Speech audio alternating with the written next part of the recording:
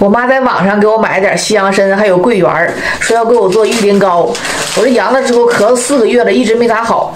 吃了我妈做这个东西，你别说，还挺神奇的。就吃完之后感觉好像压住了似的。你这啥科学道理啊，妈？它这个西洋参管肺的，啊，玉林糕补气补血的。啊，接着喝它半年，让它彻底好了。我妈把这个桂圆给壳给剥开。对。这是我妈扒好的桂圆肉，我妈给晾在外边了，也得给它晒干了，看，晒得干的，然后打成粉。看我妈可能整的，把那剩的那桂圆皮儿烧火了。这几天太冷了，我妈就给烧火了。这是好肥料啊，就烧出这个灰当肥料，是不是？对，啥都当肥料。我妈在外边刷西洋参呢，新买的西洋参，在网上买的。看我妈买的那个西洋参，长得多大？一个1两多。1个1两多呀？对。多少钱一斤？你买的吗？130。这玩意儿便宜得多钱一斤？便宜的可能几十块钱吧，就是那小的。那你咋知道你这个西洋参好呢？长得大，这次这个须子多不好，上次那都是独根的。独根的好啊？对呀。啊，就是你刷完洗完之后，然后咋处理啊？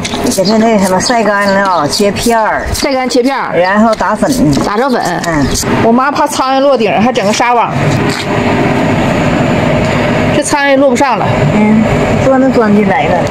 我妈现在就给我做龟苓膏，这是我妈做龟苓膏的这几个原料，已经打成粉了。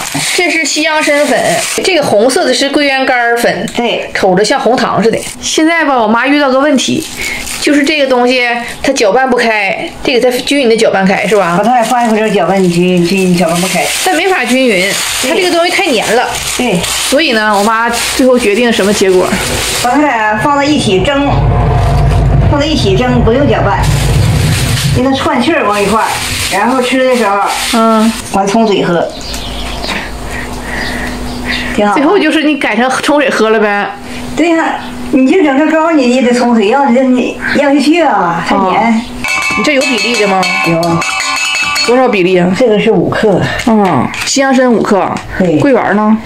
桂圆至少得15克。打个开就行是吗？3个开。